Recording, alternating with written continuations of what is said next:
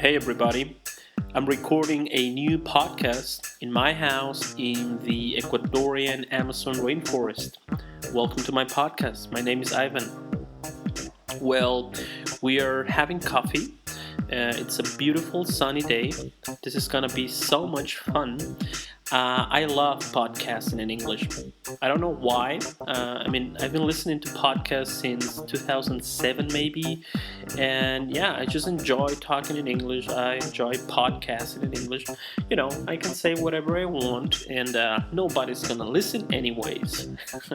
No, I'm just joking. There are actually people listening to my podcast in over 15 countries. So thank you so much for tuning in. My guest today is Allison Hirschfelder.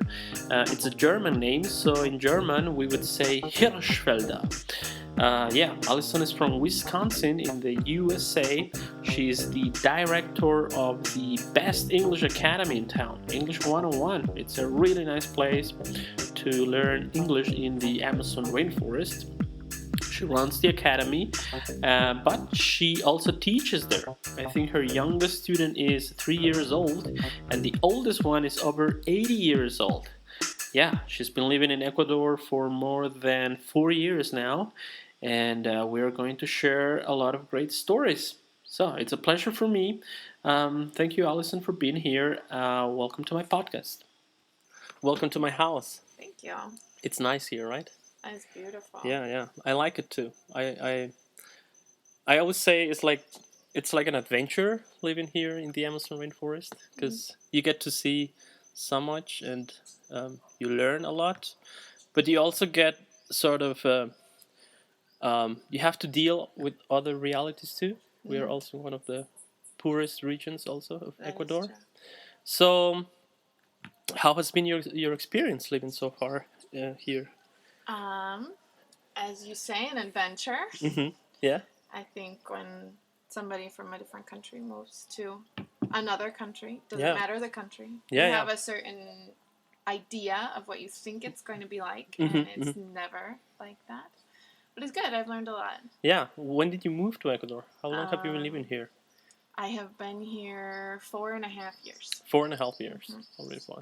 And did you speak Spanish before, or did you learn here? I did speak Spanish before. So I learned Spanish in the States. In the States. For how long? I am actually a licensed Spanish teacher. Oh, really? Yeah. So what did you study? Did you study in the U.S.? Yes. So I studied in middle school, high school, in the university, and then I taught Spanish. Oh, cool. In the high schools. In high schools. How was it? Did you have fun? I did. I liked it, but now I realize how bad my Spanish was. At that time. At that time. Like, I knew the grammar, but obviously the pronunciation and fluidity were things that needed to So you were improve. teaching Spanish in schools before? So I figure some of the comments that parents make about English teachers in the public schools here are the same ones they made about me. Cool. Maybe. And what do you do now here in Ecuador? What are you doing? I teach English, so I do the opposite of what I did in the States. Is there a difference? What would you say is the difference between teaching Spanish and English? I think being a Spanish teacher helped me immensely in being an English teacher because a lot of the methods and strategies and to develop strategies are would be like the same. So cool. it was just learning the language. How long did you teach in the U.S.? I only taught for 1 year. For 1 year? And then you came to Ecuador? Yes. So I graduated high school. Sorry, from university. You went to college. Where are you from, Allison? What I am from Wisconsin. Wisconsin. Is it south, right? North. No, it's north. It's really Midwest. North. Midwest. Okay, I got it. Because I am an English philologist, so I got to learn a lot of American history. Okay. And learn all the states and stuff. But I kind of start to forget that. It's north. No. Northwest, yeah. Wisconsin. Yep. What's the nearest state? By Illinois. Illinois. Okay. No. I live about 2.5 hours from Chicago. 2.5 hours from Chicago. Okay, now I know. Cool. So, the U.S. is so big. It's enormous. Yeah. Yes. And each state is so different, right? Yes. Yeah. It's kind of like saying to somebody from the coast of Ecuador, what's the Sierra like? Yeah, what's the mountains like? And also the language is different, right? Exactly. The varieties. I think the varieties in English are less. Like the differences are. It's more like pronunciation, maybe. Exactly. It's the dialect. But everybody understands everybody. Of course, yes. Sure they do. Yeah, I know. So now you are the director of an English school here, English 101, right? Yes, I am. Can you tell us a little bit about the experience of running a private language academy? Yes. That's what we call it? Mm-hmm. Well, it's something I never expected to do. Was not looking to do, but the opportunity presented itself, and I decided to jump on it. It's been also a very much a learning experience. I knew the previous director, so she kind of showed me, okay, this is how I ran things, this is how we did things, but one of my goals has always been to keep improving, and definitely you learn how to interact with people on a more professional level. I always knew how to interact with people more on like a social level, like peers and children, but now you're the head of the so I need to like school. Treat everybody the right way, and I think that was one of the probably the biggest things that I learned. But I guess also like to show some I don't know how to call it, maybe rules, so they know how they gotta work. To create a nice environment, I think it's a challenge, right? You have to have your boundaries. And like a balance. You have to know, like, everybody. In Ecuador, I think one of the cultural things is they like to haggle. And everything is a little bit slow, right? If you let them try to haggle you down to a lower price, they will get you as low as they can. So you have to have your limits. And I think that was one of the things I wasn't prepared for when I first started. So how long have you been directing the school now? In January, it will be 3 years. 3 years already? Okay, so you already had some experience. And you also teach, so you're the director and the teacher at the same time. Yes. So I suppose lots of work, lots of things to do. I feel like I live at work sometimes instead of at my house. Yeah, and do you teach mainly kids or also adults? I teach everybody. Everybody. I have the class of 3-year-olds, and I have 3-year-old already. Wow. My oldest student is 80 years old. 80 years old. Wow, that's a wide range of. But it's great. I guess you've learned a lot too, right? I do. I like the variety too. I think I would get bored just teaching the same thing over and over and over again. So. And what do you think are the biggest challenges for teachers here? For teachers and students, let's say, because I mean, there has been a lot of changes in language teaching, but still, it's not an easy task to teach a foreign language. Lots of people don't like it, don't want it to. There is a lack of motivation, maybe. So, what do you think are the challenges to make English maybe a second language here sometimes? I think that there are two. I guess if I could classify the type of customers that you could say that come to the English 101 would be those who want to learn English and those who want to get good grades. And so the ones who actually want to learn English, those ones are easier. Sure, of course. But there's always I think culturally there's a mentality that English is boring or difficult or I can't understand this. So, but once you overcome that mentality and you show them that learning something can be fun, and can be interesting, and then you have them part of it. I feel like a psychologist sometimes. We and I think that's part of being a teacher. But once you overcome that, it's a lot of fun. Motivation, I think, is a key word. Yes. I've been also working a lot with my own students at university to try them to understand how important it is to learn a new language. Not only because it will open you new doors, but also because for your brain it's such a good training, right? Yes. It is such a good training. And I was talking to you before we started. People always ask me, how did you learn English? When did you learn it? It was such a difficult question for me to answer because, I don't know, I've been attached to the English culture and language ever since I was a little child. I've been listening to English music. I always watch movies in English. And here I show you this encyclopedia that my grandpa gave me when I was 5. I think he bought this in the 70s. He should have been sort of a visionary. I don't know if people would buy that in the 70s in Ecuador. Yeah. So it's a really nice encyclopedia, and I would sit in my house and listen to some cassettes. I had the books and the cassettes, and I remember falling asleep while listening to the cassettes. And that's probably the reason why, because I had English at school and things, but it's not the same. No. Yeah, it's not the same. Also, I mean, my dad also he had us a private teacher. She would come to our place and teach us, me and my sister, maybe for around a year. And I'm talking when I was also 5 or 6 years old. But that's great. That was unheard of at that time, yeah, really. Totally. So. But now I realize that was amazing. That was cool. Yes. Because languages is the way I earn money now. Exactly, it's your life. Yeah, it's my life. Yeah. I studied, of course, but I'm making a living basically because I speak other languages, which is just great. Right? Yeah. So yeah, cool.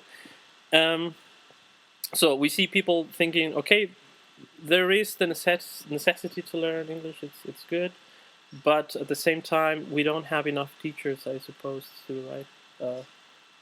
Quality teachers. Quality teachers, in exactly. my opinion. Yeah, exactly. That is what I think. That's one of the main problems, right? Well-trained teachers. How can we change that? How can we change that? Is there, Make it so the teachers actually learn what they have to learn. I think that's another cultural thing. Maybe I'm wrong just because I'm looking from the outside and I don't want to criticize the country I live in. But I think a lot of people in the university and high school don't do the work they have to or should have to do to be able to graduate and be, you could say, have authority on the subject that they are supposed to teach. It's so important too, right? So. Yeah. I mean, it's also expensive, to get good qualifications, do a CELTA or things like that. It costs a lot of money. For example, I have a friend who's studying to be a dentist, and she says they don't even do most of the projects because they say they're just too complicated, so they pay other people to do them. And I'm like, I don't want you as my dentist. Yeah. So if the same thing happens in teaching, who knows? So one thing is to learn a language. The other thing is to master a language. Yes. To become really fluent, almost to reach a native speaker kind of level. What do you think is the key to do that? Because that is one of the questions that I'm doing some research now. I really want to get to the point where I can say, okay, this is what you gotta do to reach the native speaker level. What do you think is? Do you have an idea what could be? You gotta live there. You gotta live there. Of course. My opinion. Of course. Yeah. That's one very... There's no way. There's no way. Yeah. It's the only way to do it. Yeah. And live there in a sense, like you put yourself in an environment. For example, there are a lot of people I know who go and they live in the United States but they go to Miami. Yeah. Or they go to Orlando. Yeah. And they're like, I lived with my cousin and they would speak we more spoke Spanish every day. Yeah. You gotta go to someplace where you're forced to there are people who lived like many years in other countries that they still don't really speak the... But it also depends on your goals and your motivation, as we said before. Ambitions. Yeah. But apart from that, I don't know if I could pick one specific thing. I think that's really just... Yeah, living in the country. Yeah, of course, that's I would totally agree. But I think technology now is also giving us an opportunity Technology is huge. Like, sort of... In that area, I'm not the expert on language learning with technology because I think I learned the language before most of the technology came out. Yeah. I'm talking about, now you have access to lots of sources, YouTube videos, and movies and things like that. But it wasn't that easy before. I think people should do that. Do you know Humans of New York, this blog? Yes. It's nice, right? I like that. That, for example, I think is one very good way to learn colloquial language, for example. I think that's one way to get to the native speaker level, so to say. Because I did experience while I was in Germany. Okay. I lived there for 12 years. Yeah. So I think I got Germanized. Okay. In a lot of ways. And one way is language. Okay. People really thought, wow, you can say things that only Germans can say, things like that. Then you're okay. Yeah. Yeah. So it's kind of crazy. And learning a new language is always fun. There are a lot of stories around. You know, we make mistakes, funny mistakes, and we get a lot of laughs. Do you have any examples, any stories that you would like to share? Well, I can share the one thing that I still can't do in Spanish. I cannot roll my R's. Really? I have tried. I understand what my throat, phonetically speaking, my you know tongue what you have, at the back of my mouth is supposed to do. But I cannot. You mean the R? Yes, the double R. Oh, the double R. That's difficult. I can't do it. Do you have sometimes difficulty saying pero and perro? If I slow down, I do it, but incorrectly. I will roll my R with the tip of my tongue instead of, it's supposed to be at the back. Oh, okay. Because that's a good example, right?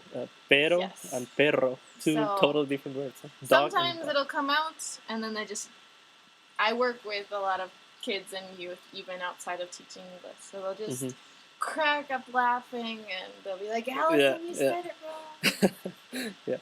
You also work with youth. Young people. I do. What do you do besides? I work with a church in Puyo and several different youth ministries in Shell as well. Youth ministries is what you call them. Yes. And so basically we work with them, and one of my favorite ones is called Young Life. I don't know if you've ever heard of it. No, I don't. It is well known throughout the United States. What's the name again? Sorry? Young Life. Young Life. So it's a group of people, young people? So their goal is to reach out to kids who are on the streets and maybe have difficult home lives and things like that. Yeah. And offer them or show them a better way to live. Cool. Obviously. So it's sort of a social work in a way? It's a Christian organization, but their goal is to definitely reach the kids who are on the streets. Yeah. That's great. So I enjoy working with them. Yeah, that's great. I'm gonna tell you something that is something that I really want to do. Like, if my podcast gets successful and I have a little bit of money, I want to also sort of start a foundation here, like to help people, drug addicts and things like that. So I think those are the main social issues that you will find living here. Yes, so I really want to do that. I hope I can make it, because I also have lots of things to do. You have lots of dreams. Yeah, I have lots of dreams. Yeah, I don't know. Maybe becoming a father has making me the person that I am now. Everything. Life is a process. Allison, I wanted to. We had in the last couple of days lots of protests here, right? Riots everywhere. Not only in Ecuador, but in other countries. Yeah. Chile. What do you think? What is going on? Is something that I ask myself. What is going on? Why are people so aggressive? Why are people so angry? Do you think? What do we need to do more or less? Would you? I will say I'm not the most politically informed person. No, me neither. And this is definitely not a politics podcast. Qualifying what I say. But I thought maybe we could send a nice message to the people outside.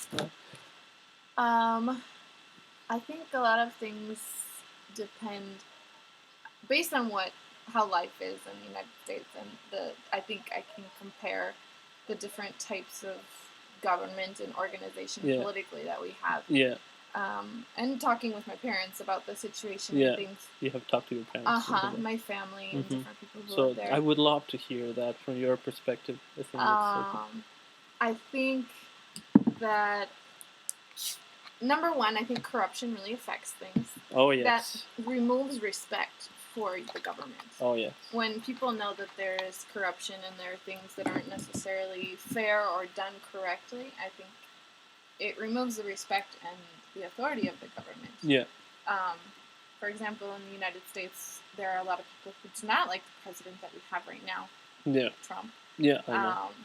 But they understand the process that had to be done in order for him to become the president. Yeah. And because obviously every institution supports that. Exactly. And institutions are really strong, I would say. That's a huge difference, maybe. And so there's also in that sense, the organization, it's a little different because the United States is huge and we have one president over 50 states, and within each state there's a local government. Yeah, it's a.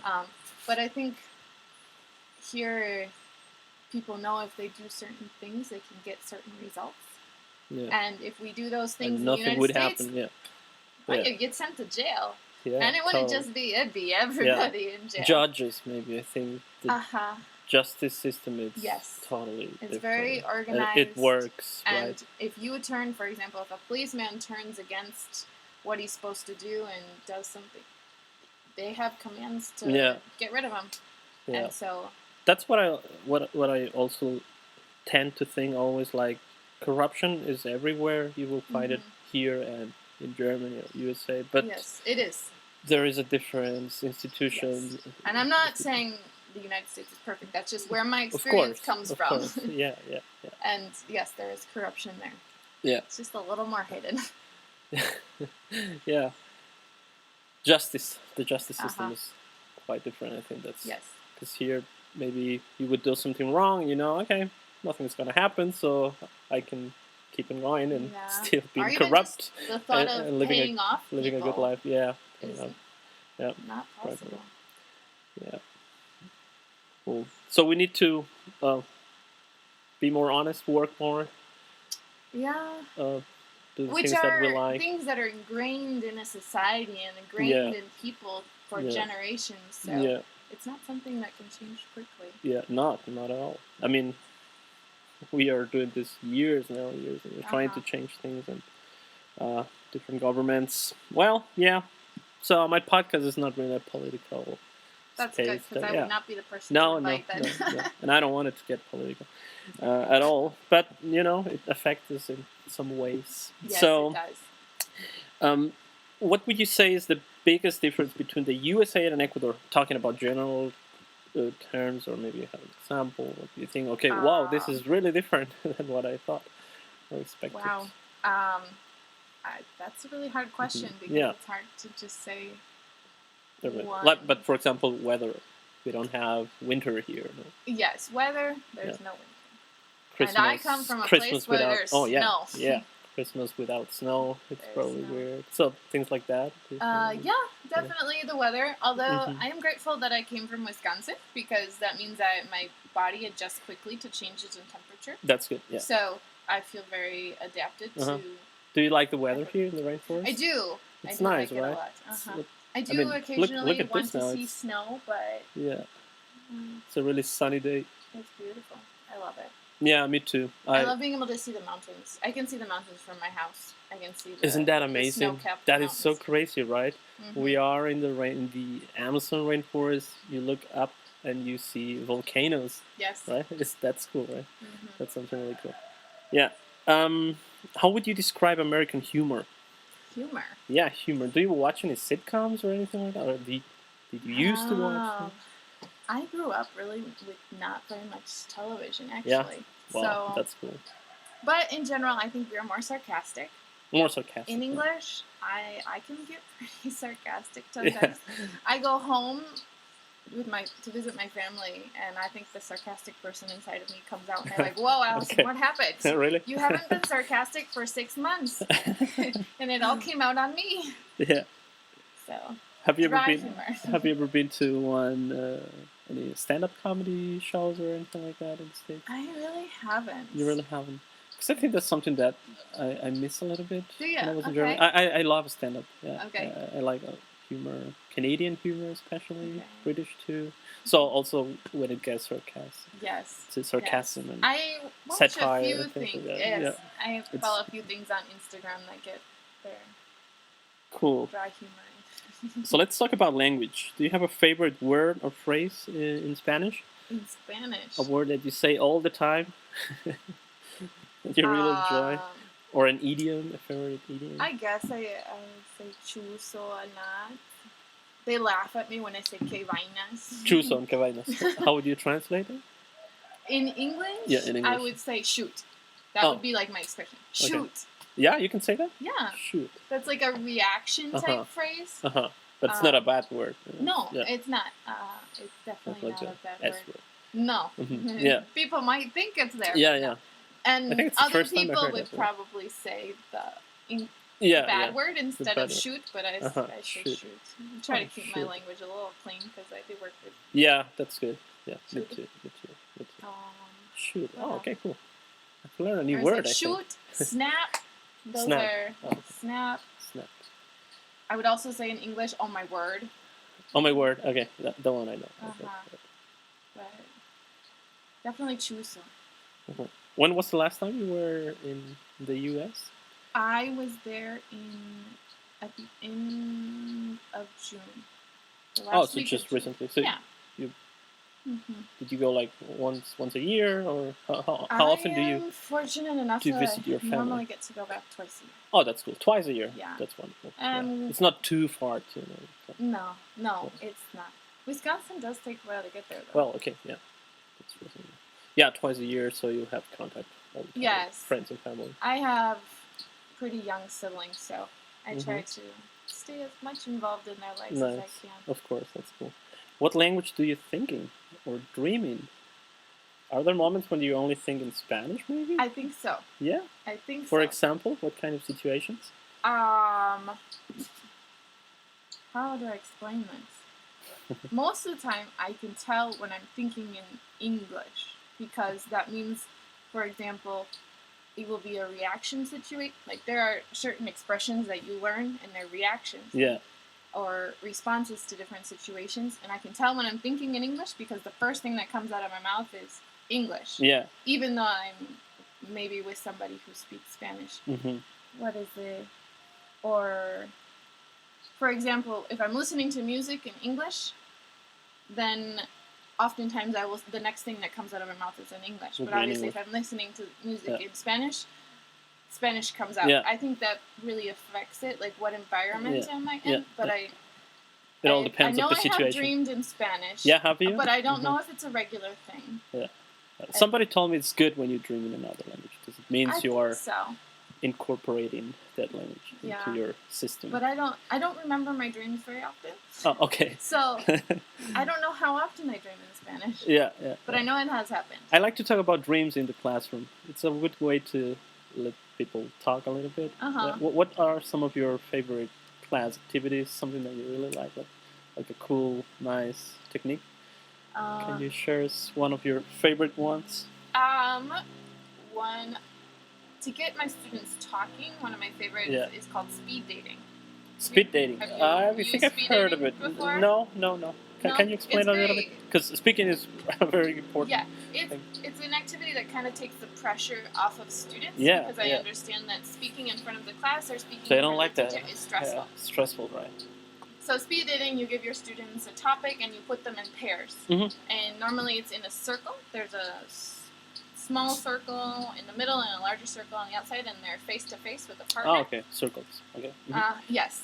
One circle inside the other. Yeah. And then you give them a topic and you say, okay, the first person is going to talk for 1 minute about their mom. And they go and they describe their mom or whatever topic you're learning. Yeah. And then the timer goes off and the other person has to talk for a minute about the same topic. Okay. And then you switch and the outer circle rotates. Yeah. It's just like speed dating in real life. Yeah, exactly. Sort of. Except for in English. In English. Right? Oh, cool. Yeah, it's nice. It's great. You can use it with any grammar topic, any vocabulary topic. Right. Yeah, that's it. There's some really nice games and things now. I used that one with my most advanced class, and most of them were, I think, 8 at the time. And they just loved it. They would go crazy. Yeah, cool. I didn't think it would work with them, but it did. What's the weirdest, most curious question you have been asked in Ecuador? And this is a really interesting question because most of my guests, they have to think a lot. Yeah, so I'm thinking already. You have it. Because we can have a break if you need to. Yeah, the weirdest. And I always say my own example. The weirdest question somebody asked me, or people, not always, but sometimes asked me in Germany was, why my name is Ivan? Why it's a Russian name, so you should be Russian. That was the weirdest thing somebody ever asked me. Yeah. Nobody asked me that before. It's curious. But several times I asked you that. Lots of times. Most of the time when I introduce myself, I say my name is Ivan. Say, you're from Russia. It's even weird for Americans, probably. So maybe it's just a German thing. Huh. Yeah. I would have never thought. Yeah, you see some things like that. Maybe somebody asked you here. I don't know. That's a weird question. What? I think Ross said, a friend of us, an Englishman, somebody asked him if he knew the Queen. Well, that one I can imagine. Yeah. That one I can imagine. Do you know the Queen? In general, it's just people think I am the most informed person about everything in the United States. And they think I know where everything is. Everything. They're like, have you been to Disneyland? No. Yeah. Have you been to Las Vegas? Oh, yeah, no. Disneyland. Have you been to San Francisco? No. Yeah. Have you been to New York? No. That's probably, they automatically have one city or one place in their mind when they think of the United States. Probably Miami. Or they're like, do you know my cousin? You're like, no, I don't know your cousin, because they probably live thousands and thousands of miles away from your cousin. Yeah. But those aren't that weird, I guess. Maybe. Yeah. But yeah, those are the most common ones. The most common, yeah. Or a lot of people think if you are from another country, you're rich. Yes, oh my word, I hate if you are that. a gringo, you are rich, right? And people here will say... The stereotype is awful. The stereotypes, right? When I became the director of English 101, I didn't tell people. I didn't. Just because I didn't want them to change with me. Like, they already had the concept that I was rich. Yeah. But if they found out that I was the director of a business, English 101, and that would just be multiplied by even more. Yeah. It's really, it's one of the things that bothers me, I think, the most. Yeah, I know that from friends of mine too, from other countries, of Germany. Even young people, even if you're young, you think you're rich. Yep. And like, I've been living here for 4.5 years on the same economy that you guys have. Yeah. Where do you think this is coming from? Yeah, exactly. But yeah, that's definitely true. Well, since you are teaching English, have you learned any British things, words, expressions? Definitely. Yeah, definitely. What are you talking about? In English, or American English, you could say, we don't say keen on. Yeah. Which I prepare students to take the Cambridge exam, which is obviously British. Yeah. So there are certain phrases that I have learned grammatically the same. It's pretty much the same. Vocabulary different. For example, they say biscuit. Yeah, exactly. And biscuits in the United States are something very, I think they use biscuits for like cookies. Yeah, for cookies, right. But in the United States, biscuits are like a fluffy bread that you eat for breakfast. Yeah. Or dinner. Rolls, we would say. Things like that. But nothing major. Nothing major, right? I got a kick out of asking Ross when he worked with us. Yeah. I got a kick. Yeah. Ross, is this right something weird about especially you guys? Especially for what you said for exams, because there's difference between a British paper exam and a American TOEFL and IELTS will be the difference. Yes. Very different. Yeah. And maybe one grammar, for example, British was said at the weekend, not on the weekend. Yes, that's a big difference. I see that one all the time. Yeah. Sometimes I said at the weekend too. Most of the time. It's kind of confused sometimes. Do you have any secret talents, Allison, somebody? Secret talents? Yeah, like maybe singing or something like that? I sing. Yeah, you do? I do sing. Cool. I play the violin as well. You play the violin? I do. Oh, wonderful. I'm not like out of the Do you have world. one here? I have my violin here. So how often do you practice? Unfortunately, one of the bad things is I can't play by ear, so I have to read music in order to play. You can't play by ear? I can't. Cannot. So I wish I could. If I could, there would be lots of opportunities. So you really learn it the right way? Like if that's considered the right way, then yes. Yeah. I played in orchestra and things like that. Yeah. So. When you were a child? Yes, all the way through high school. I've played at a couple weddings. Oh, cool. Things like that. But do you write your own music, or was it more like a cover kind of thing? Covers, definitely. And not that creative in order to... Yeah. What kind of music do you like to listen to? To listen to? Yeah. Are there any artists or songs that you are listening at the moment? Everything under the sun. I am a person who, I guess I would say I like complex music. If it's not interesting enough to me, like if it doesn't have enough things going on, I get bored. Oh, cool. Yeah. So some people will be like, "This song is great." I'm like, it's not interesting musically, not necessarily like even the lyrics or anything. So I suppose you're not really into pop music or the new music genres like reggaeton and things like that? No. Not really. Because me neither. It needs some more components to it. Yeah. I guess I listen to a little bit of everything, but they're just... And it depends on the day and your mood. And But do you have like one artist now or one song that maybe you're listening a lot at the moment? I don't think so. No. Because I'm also a person who I click on a song on YouTube and I just let it go. YouTube is your main source. Spotify, I think. Spotify I used to have, but I decided to stop paying for it. So.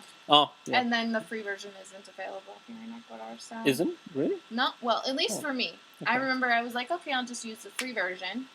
And then it lasted for a week, and they're like, this is no longer available in this country. Oh, okay. Good to know. Yes. Good to know, yeah. So YouTube, right? Yeah. Best friend. Favorite place in Ecuador? Place? Yeah, place. Or region, or city, or... Oh, place. Yeah, place. Okay. Place. I would probably say... Have you traveled quite extensively here? Around Ecuador? Not extensively, but I do know some... I've been to the coast, I've been to... Mountains and all of that. I think I really like where I'm at. Otherwise, I probably would have moved by now, I'm going to be honest. Yeah. I like the weather. I like that there's variety within where we are. Lots of waterfalls. Exactly. Really nice waterfalls. Being able to explore. Rivers. I have... Lots of unknown places, I'd say. No? Yeah. It's kind of crazy. Things to discover, definitely. Ecuadorian food. Yeah. Have you already tried something very exotic, like chontacuros or things like that? Chontacuros, I have not. You have not. Can you explain a little bit what is it? What chontacuros are? Yeah. In English, I would describe chontacuro as a grub. Yeah? Okay. So, a big, fat, white grub. Okay. That's a good description, yeah. Yeah. Have you tried them? I have not tried them. Yeah, I have seen them. I have touched them. But I'm kind of the person, I have drank chicha and things like that. Yeah. But most of the time, like, if it's something necessary for me to go to a certain place to interact with maybe the people in a certain community, I'll do it. But I'm not just going to do it for kicks and giggles. So, it doesn't scare me or anything. It's just... But you do eat all different kinds of food, right? You're not veggie or no, I eat vegan, everything. Eat everything. Which has been good here. Yeah. How would you describe your life experience in Ecuador, in the rainforest? In one word or phrase? In one word or phrase? Yeah. You really have complicated questions. We have time. Let's see. In one word, I would say a learning and discovery process, and it all wrapped up in an adventure. That's a good description. Nice. I am 27, so I came here when I was 23. You're very young, right? Yeah. When you were 23. So I graduated from the university when I was 22. Worked for a year in the United States and came here. And so I think in your early 20s is when you really discover who you are, what you're going to do with your life. And exactly. I think your personality, everything changes a lot. So I've done that here. So is there anything you still want to achieve in your life? How do you see yourself maybe 10 years from now? Still teaching or maybe doing something totally different? Or is it difficult to... I have no idea. I'm pretty much I'm not a huge planner, 10 years in the future I want to do this. Me neither. Maybe, within this year, I would like to do this. I've thought about things as, building a building for English 101. Hopefully growing English 101 to a point where it can be my source of income without me teaching all the time. Yeah. I would like a family, but they don't necessarily have dates on them. Mm-hmm. But in general. Is there something that keeps you up at night? What keeps you up at night? I'm a really sound sleeper. Yeah? Cool. The world could be falling down around me and I will sleep. Awesome. That's great. I don't know. Maybe that means I don't worry about things as much. Yeah, that's good. But that's a bad answer to your question. No, it's a great answer, I think. Have you ever had a embarrassing moment in the classroom? Something that happened that everybody laughed at? In the classroom? Yeah. Because it's what you do here every day. Or a funny situation in the classroom. Funny situation. I'm thinking. I'm sure there are.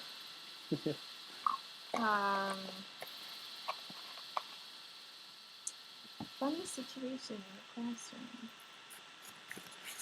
I don't even know. I think one of the things that I've learned as a teacher, I think also like this being a learning and the discovery process, is that I have changed as a teacher, I would say 100%. Yeah. So one of the things that I've learned now is that you just laugh with your students. And so if something happens, you laugh with them and then it's not a big deal. Yeah. Anything super embarrassing or weird or funny. No. Sometimes my sarcastic side comes out with my most advanced students. and they don't get a kick out of it. Yeah, they love it. Oh, really? Oh, cool. Yeah. They love it? Cool. That's cool. No. What scares you? Are you afraid of? What scares me? Yeah. I'm not a person who gets scared easily, I guess I would say. I'm not like a fraidy cat. Even like bugs don't bother me. Like I don't want to necessarily touch them. Kind of like the chontakuro. It doesn't scare me, but I'm not necessarily going to go dive in. Like even with bugs, I don't like killing them, so I'll just leave them there.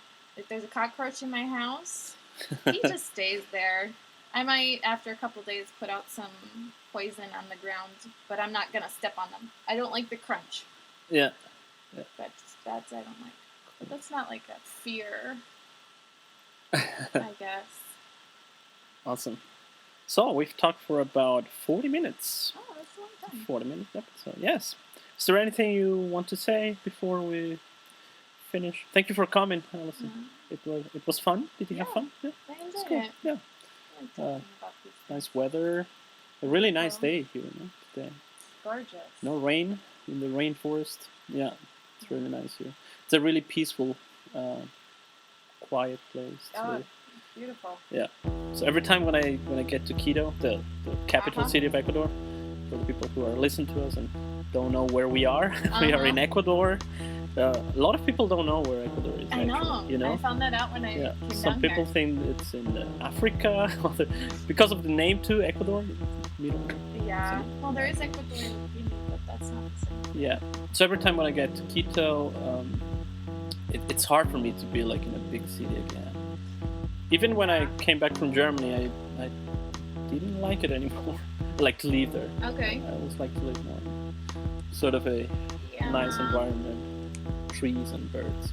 I think some of my most unpleasant experiences are in the cities here. So paperwork. Really. That's paperwork. Yes, exactly. So they're not my favorite place. Okay, thank you for coming. I gotta get to work now. Yes. I guess you too. Me too. Yeah. Yes. So bye. Thank you. Bye.